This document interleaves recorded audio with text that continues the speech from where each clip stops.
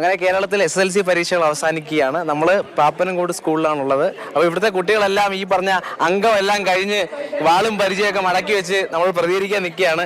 പരീക്ഷ എങ്ങനെയുണ്ടായിരുന്നു? സന്തോഷമാണോ കഴിഞ്ഞത്? പരീക്ഷ എങ്ങനെയുണ്ടായിരുന്നു?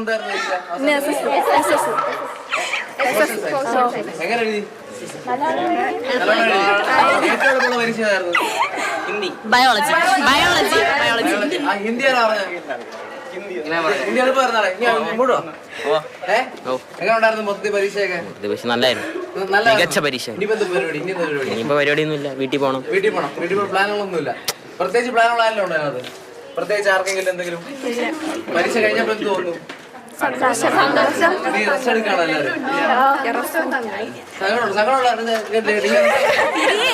പിരിയില്ലേ, ഇനി കാണാൻ പറ്റൂല. പിരിയുന്നൊരു വിഷമമുണ്ടല്ലേ? ഇനിയിപ്പോ വേറെ സ്കൂളിൽ പോണല്ലേ? അപ്പൊ എന്താ അവരോട് പറയാനുള്ള? പിരിയുമ്പോ എന്താ പറയാനുള്ളത്? പ്രത്യേകിച്ചൊന്നുമില്ല. ചിരിച്ചുകൊണ്ടാണ് ഈ പിരിയുന്നതിന്റെ സങ്കടം പങ്കുവെക്കുന്നത്. 2 മാസം വെറുതെ കിടക്കില്ല, അങ്ങനെ പോകും. 2 മാസം വെറുതെ പോകും. ശരി, വെറുതെ കളയാൻ ആഗ്രഹിക്കുന്ന എന്തെങ്കിലും പ്ലാനുകളായാലും ഉണ്ടോ അതിനകത്ത്? പിന്നെ ഇല്ല. അപ്പൊ അത് തന്നെയാണ്, പ്രത്യേകിച്ച് പ്ലാൻ ഇല്ലാത്തവരുണ്ട്, പഠിച്ച ക്ഷീണം തീർക്കാൻ 2 മാസം വെറുതെ കളയുന്നവരുണ്ട്. അപ്പൊ എന്തൊക്കെയായാലും കുറെ പിള്ളേർ എന്റെ പുറകിലുണ്ട്.